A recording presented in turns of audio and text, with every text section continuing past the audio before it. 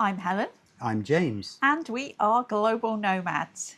In 2004, we made the crazy decision to sell everything in the UK and move to Florida and open a flower shop. In 2024, we decided we'd make another crazy decision and sold our business, our home, and everything we owned to travel the world full time. So come with us each week and see where our next adventure takes us. Today you join us from Tassie. Tasmania. So, Everyone calls it Tassie. It does call it Tassie, yes. So we're trying to get into the Australian lingo now. Everything's shortened. So we took an early flight this morning from Melbourne, literally a really quick flight, like maybe 50-minute flight, over just a hop, skip and a jump south from Melbourne over to the island of Tasmania. We're here for about 11 days total. Yeah. We arrived in Launceston, which I keep wanting to call it Launceston, because that's how English would pronounce it, but it's Launceston. And we're going to be here for 5 days, and then we are going to be heading south to Hobart as well for another 6 days. So, as I said, we literally just arrived. All we've done so far is made it to a pub for lunch. Picked up a rental car. A very expensive rental car. And we're going to start planning what we're going to be doing. We managed, like I said, the pub and a supermarket. Woolworths, if anybody in the UK remembers what that name used to be. But here it's a bit different. It is just literally a grocery store. So to give you a little bit of probably a sticker shock on prices, we're going to give you a few examples. So, bag of crisps to Brits or chips to Americans, $6. This is Australian, so that's going to be about $4.20 US. These are basically like Walker's smoky bacon crisps. These are 5 Australian, which is about $3.50 US. James got a classic egg and lettuce sandwich, which was $6 Australian. So it was $6.50, and I think that's like $4.50 US. And mine is chicken mayo, and mine was $8 Australian, which is about $5.50 US. And these are just pre-packaged sandwiches, which if you're used to buying these in the UK, that's pretty expensive. Now we did look at sandwiches somewhere else at the airport, which they looked really good, but they were like $15 and $18 for a sandwich, and we couldn't do it. I was having a hard time with that. Now we are embracing Australian culture, and we did also pick up some Tim Tams. So shall we try them on? So I think Brits will be familiar with these. These are an Australian staple, but Brits will probably know them as penguins. This is what they look like. Can confirm, I think. Yes, it's a penguin. It's a penguin. They did have some mango ones, which I might try though. But these are much more reasonably priced. There's 11 of these in there. And there's now 10. For $3 Australian. Which is, again, $2.10 US. Now, as we're going to be here for a week or so, I thought I would get something to drink. You may or may not know I'm a gin drinker. So I usually drink Tanqueray. And a small bottle of Tanqueray here, like a 75cl bottle of Tanqueray, was on sale for $59 Australian. But a 1 litre bottle of Tanqueray on sale was 97 Australian dollars. So that's just over 70 US. Now, to give you an idea, the last time we were in Florida, which would have been December, 4 months ago. 4 months ago, we could buy a 1.75 litre bottle of Tanqueray for about 35 US dollars from Walmart liquor store. So Helen's not drinking gin. No, so instead we're drinking wine. Wine is obviously much cheaper here. A bit the same as the UK, to be honest. Wine is typically cheaper than spirits, but not true in the US usually. So this is a New Zealand Sauvignon Blanc. This was actually on sale. I think it was normally more expensive than this. I got 2 bottles of this for 22 Australian. and they were usually, I think, to almost $20 each. You do have to go to a bottle shop here. In the US, you'd be used to that. You would go to the liquor store. Here, it's a bit like like I said, called a bottle shop. In the UK, we're just Lushes, and you can just buy it in the grocery store in the UK. But yeah, I think this is a pretty decent Sauvignon Blanc. We'll see. New Zealand, like I said, and 2 for 22 Australian. So 2 bottles for 18 US. Yeah. Ish. And they also threw in another bottle. Yeah, he was a good salesman. I got to the counter and he went, well, because you spent more than $20, you can get any of these for $12. And I was like, sold, I'll have one. So I picked up a passion fruit flavoured Sauvignon Blanc, which I was looking at, and I was like, I don't know if I like it. But anyway, it was $12, so that's like $9 US. So another New Zealand. So I will try it. We did grab a quick lunch at the pub because we were waiting for our room to be ready. So we went to the Cock and Bull, which was right next to the grocery store, Woolworths. And I had a roast dinner, basically. So roast pork, roast potatoes, veg, gravy. It was 25 Australian. I had a steak and ale pie, and that was about 27 Australian. And I can report it was jolly nice. Yeah, mine was pretty good too. I also had a cider. I think that was 13 Australian. Yeah. For a pint. A pint was a lot. I didn't finish it. But she didn't know what Stella Artois was. They didn't have it on tap. Only I think Australian beer on tap. And Carlsberg. Yes, and Carlsberg. I'm usually a wine or a gin drinker, but yeah, we had cider. It was nice though. Yeah. But just to give you an idea on pricing. Another thing on pricing, a lot of shops are contactless card or debit card, credit card only, and you can't pay in cash. Now, that's not all shops, but a lot of the shops are. If you pay by card, you'll also add on about a 1.7% surcharge onto your card, which I find a bit strange because you have to pay by card. You can't pay by cash, but they put a surcharge on if you pay by credit card and not debit card. And I would never use a debit card, so I found that a bit strange. The other thing that we found a bit strange was that we went and ate out on Labor Day. And when you eat out or you'll do something on a public holiday, prices are increased by about 10 to 15%. And that's an actual advertised increase in price because of it costs more to staff and things like that. So we've been to two towns now, and they've both put a surcharge on if they serve you at a public holiday. So we are here at the Verge Hotel, kind of in the downtown area in Launceston. We did book, I think they call this a deluxe suite. So we do have a separate living area. If you've watched our videos before, you know that we like a separate living area. So we do have a little bit of a separate living area, a desk area, and TV in here. There's also the regular kind of minibar fridge and a tea kettle and a coffee maker. And one thing to note for the Brits that are coming who are tea drinkers, they also provide you, every hotel we've been to so far provides you with a little carton of milk, so you don't have to ask for milk for your tea. And then there's a separate bedroom area. We've got a king-size bed and a kind of small closet area, which takes you through into the bathroom, where we've got the regular single vanity, loo, shower, and a nice soaking tub, which I will be using. And bonus points because they have a shelf to go over the bath. So I can sit in the bath with my wine and my iPad and be very happy indeed. And how many hotels have you come across that have had that shelf? About 3. Yes. Very, very, very few.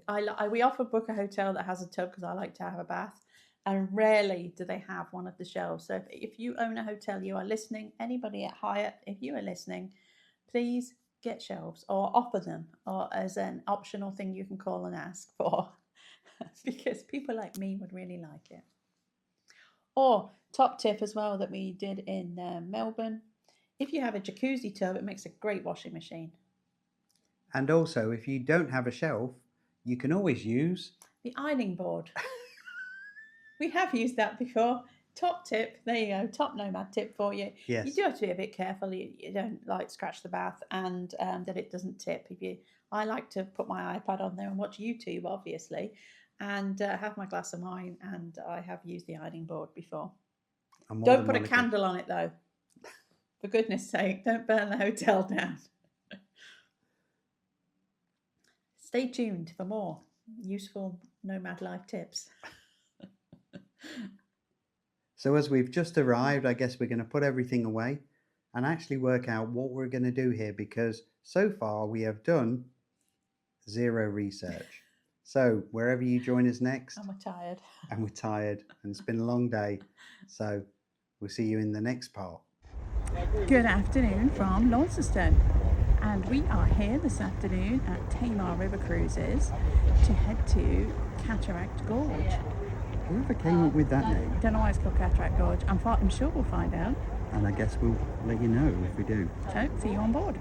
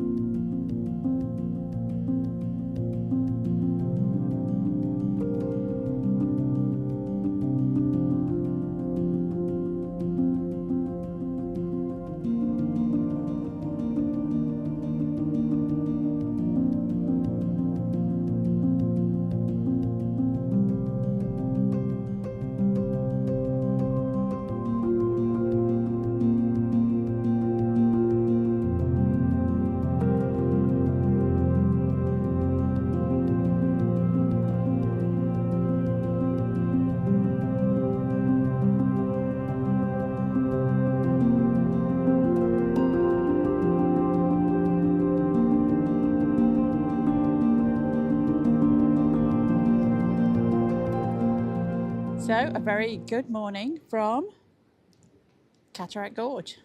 In Launceston. Launceston. So, we're at the Basin. We just parked up here at the visitor centre, and we've just done the short loop around the Basin and walked across the suspension bridge. Basically, we were trying to avoid steps because James's knee is still a bit dicky, and I'm a cripple at the best of times. It's not taking too long to walk around. Definitely worth going and having a look. I'm walking over the bridge and enjoying the views from there. Definitely a better view than we got from the boat. The boat ended up being a 3.5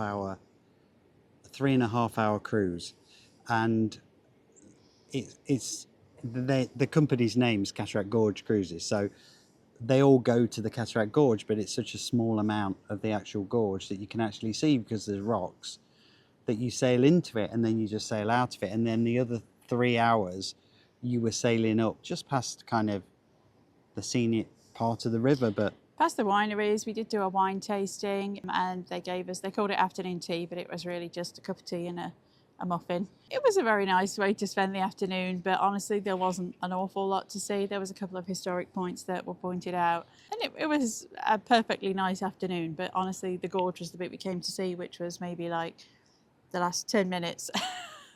so you have to do the boat to go and see one side of the gorge, and then you have to do the walk to see the other side of the gorge because the boat can't go all the way through. And the cost of the boat was pretty expensive to do the 2.5, which was 3.5 hour cruise, wasn't it? Yeah, we could have just done the 50-minute one, gone on the smaller boat and seen the gorge. But it was still, like I said, nice way to spend an afternoon, but honestly it was a lot of time for not really seeing an awful lot. You saw the wineries, you saw some historic points, but honestly... You saw the mud flaps, saw lots of birds. We didn't see any seals or anything, but honestly we walked into here, which is just above us, is the largest... It's the largest single-track chairlift in the world, I believe. And we've seen wallabies, and we've seen peacocks, and we've seen some other animals that we don't know the name of. The birds that we don't know what they are. And then we've heard some animals and we don't know what was creating that noise. We've seen probably 6 or 7 wallabies. So yeah, this is actually a really nice walk. It's not too strenuous. If you avoid the area where the steps are and do the lower basin walk, it's really not that strenuous. It's a bit of a hill to get up and down. To get down here, there is a viewing platform at the top, like a disabled viewing platform, which offers a nice view from the parking lot, and that's flat if you're not able to walk. And there is also what they call an inclinator that will take you up there, but it was broken and they were working on it. So I don't know if it's going to be fixed by the time we go back, but it's a pretty steep hill to get up and down otherwise. But this is really pretty. There's not that many people here. You could do the chairlift if you wanted to. There's a cafe here as well, which I guess we'll go and check out as well. Is there a gift shop? I don't know if there's a gift shop. We're going to look. Will there be a pin? There might be a pin. Will We're there going to be take a look. a wallaby embroidered? But yeah, we did have a nice walk across the bridge and nice views. The weather's nice this morning. It did rain all day yesterday. So we're going to have a look at the gift shop and if there is one in the cafe. So welcome to Grindelwald. Bit of an unusual place in the middle of Tasmania. Yes, we didn't make it to Switzerland. Just kidding. This is a Grindelwald village, home to a little kind of shopping area, some restaurants and a couple of resorts. And there is a bit of a history to it, isn't there? Yeah, so if you know Australia, you will have heard of Vosses, which are grocery shops. And there was a guy called Voss who came over from Holland and set them up. And then he sold them to Woolworths in the 80s. And that's why you can't see any Vosses now. They're all Woolworths. There's tons of Woolworths. And what did he do? He decided to spend all his money. And he decided to spend it on an Alpine village in the middle of Tasmania. As you do. Seems perfectly logical to me. So there's this lake in the middle of the complex, and then there's houses all around it, and they've all definitely have an Alpine style. They're all kind of chalet style. I think you need quite a few million to be able to afford one, though. Yes, because on one side you've got a view of the lake, and then on the other side you've got the view of the river. Which is pretty spectacular. We looked at a few and they had $1 million views. Yeah, absolutely, absolutely. And this little village area, there's not a whole lot here, just a gift shop, a bakery, like a putt-putt golf. We did have a little cheeky sausage roll and a cup of tea. And then maybe a scone. Yeah, the scone was not great, sorry. And now we're going to be moving on to our next stop. I think we're going to head to the coast now. But yeah, nice stop if you want an ice cream or a cup of tea. And that, my friends, is Batman Bridge.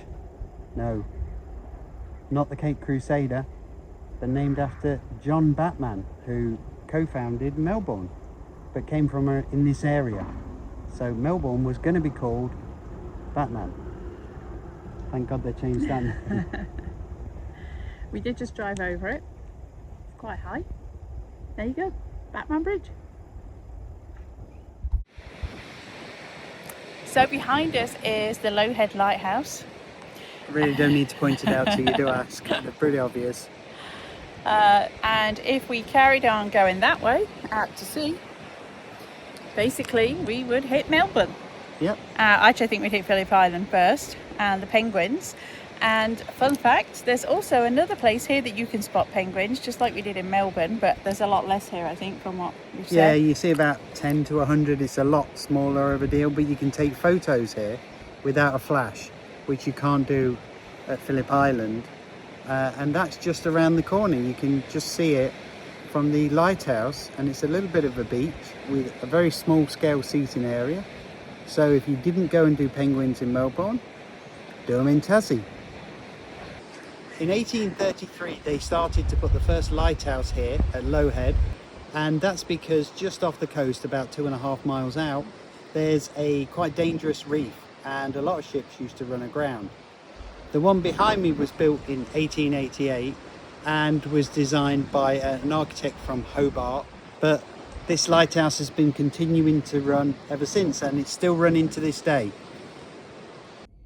So we've been to Lagoon Point, which on one side is very beachy and the other side is very rocky. Lagoony. And this is the point where William Paterson claimed the land for King George III in 1804. Quite significant, and they've done a bit of a carving here of Colonel Paterson and his cat. So it was a local artist that has basically been commissioned to produce a sculpture that would represent the local area. So there's a humpback whale and her calf that regularly used to visit this area, and the penguins. 3 of the carvings also represent Cable Point, which is where the cables were laid, the submarine cables, which connected Tasmania to the mainland. That was back in the 1800s. We've also seen some interesting road signs. Beware of kangaroos that might lift your car up. Yeah, we're not sure exactly. And do some work. Perhaps they changed the 2 front tyres. I don't know. We've seen quite a few animals on this trip, but I've not seen any garages with kangaroos in, or wallabies. No. but we have seen a lot of roadkill, a lot of wallabies. So if you are here and driving, then please be careful. If you are driving here and you're concerned about it, if you've driven in the UK, it's almost exactly the same road signs almost, apart from the kangaroos. And everything's in kilometres, not miles. But apart from that, super easy to drive here so far. Ask me again tomorrow when we've got a long drive. But you're pretty good, but do watch out for the wildlife. There are signs everywhere about the wildlife.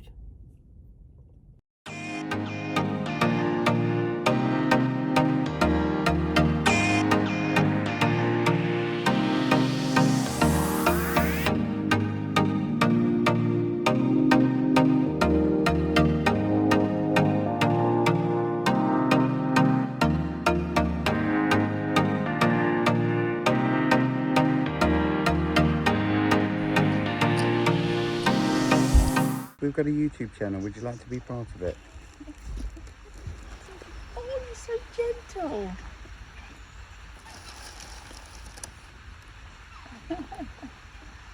Oh, they're really gentle. You got little nibbly teeth. So, welcome to the wildlife sanctuary. Not sure if you can see, we've got a little friend here with us. We have many friends. Strangely enough. Friends behind us. This one behind us is practicing for his OnlyFans, I think. So this is actually a really cool wildlife sanctuary. It's been here for 45 years, they were telling us. And basically they specialise in native species to Tasmania. So there's kangaroos here, a ton of Tasmanian devils. Schneiders. Look, he's very interested in our pockets because we've still got food. So you can buy these little bags of food to feed basically anything that's not in a pen you can feed. So there's a whole ton of geese, ducks. The kangaroos are actually really gentle. Okay. Yep, okay, yep. So about that gentle thing. And there's a few joeys. You've seen them jump into their pouches. All very calm, and they don't punch you. Apparently that's a myth. That's a YouTube video myth. They don't attack you. These ones are very chilled. So basically the sanctuary specialise in rescue and rehabilitation. So all of these guys that you can see around are basically free to come and go. So they have been rehabbed and they're quite happy to go into the wild, or they know where the bread and butter is, so they stay here and get fed by silly tourists like us. Yes, but if they didn't want to, they could wander off. There's another set of geese here, and they again don't bother leaving because why bother? Life's too good. The only thing that's in cages are animals that are basically so injured they can't be returned to the wild, and so they stay here to live out their days. So there are 3 eagles here, there's some kookaburras, there is a breeding program for the Tasmanian devils, so we just watched the feeding for that. They do run the talks 3 times a day, so they'll bring out a wombat that you can have a look at closer up and pet the wombat and give you information about the wombat and the Tasmanian devil, and again you can pet his bottom, or it was her bottom actually. Yes. Interesting to see what they feel like. And then there was a feeding session for the Tasmanian devils too, and they basically fed a whole kangaroo to 11 Tasmanian devils. It was a baby wallaby. It didn't last very long, did it? No, it didn't. They will eat everything. In about 30 minutes there was 11 of them, and they literally demolished everything apart from a few bones. They will actually eat the bones, the teeth, everything. The fur, everything. Nothing is left, and that's what they do. They eat the roadkill at the side of the road, of which there are plenty. There is, sadly, yes. I have to say this is a really nicely run place. It's really not busy. I would say there's only about 40 people here, which is quite sad really, because they seem like they're doing really amazing work, and it's been a really nice place to come and just see the animals close up, see the good work they're doing, and interact with the kangaroos. There he is, he's still down here. He knows we've got food in our pockets still. Hang on. Here you go, baby.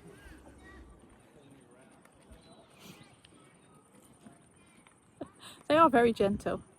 You could feed the geese and the swans as well, and they would come and eat out your hands, and the ducks. So yeah, it's a very cool place. I think it was about $35 each to come in, Australian dollars to come in. They like it. Oh yeah, they like their neck rubbed. If you can see that, they love that patch on their neck being rubbed.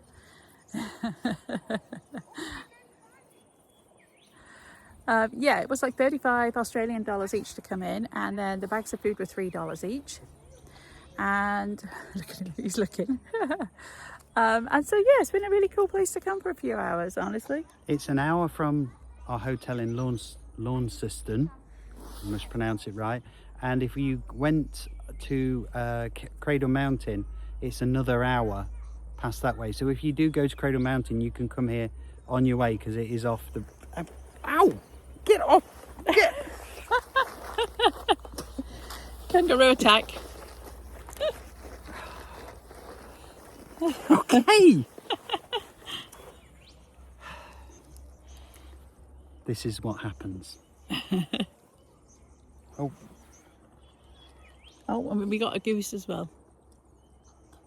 So yeah, you could easily pop in here on your way to Cradle Mountain as well, or on your way back. But Well worth the hour. Well worth the hour to drive out here and spend a couple hours here and support some conservation and rehab. So that was the wildlife sanctuary. Definitely worth a visit. We had a really good few hours here, didn't we? Yeah, we're here for about 4 hours, and you can easily burn 4 hours here. It was so much fun feeding the kangaroos, and the last ones that we were just feeding had Joey in their pouches, and you can see the little legs sticking out. So cute. There is a bathroom facility here as well, and a small gift shop. So we did just pick up our obligatory pin, and now we're going to head back to Launceston, and that's probably going to do it from Launceston. Yes, apart from getting some laundry done in the washing machine at the hotel. If you know, you know. Yeah, so exciting. This is the things we have to look forward to. I'm not washing clothes in the bath like I was at the park ride. So yeah, back to laundry, back to pack up, and then tomorrow we're going to be heading to Hobart. So thanks for watching. Please like, subscribe and hit that notification bell. And remember, even when you're feeding a kangaroo, you're here for a good time, not for a long time. We'll see you in the next one. Bye for now.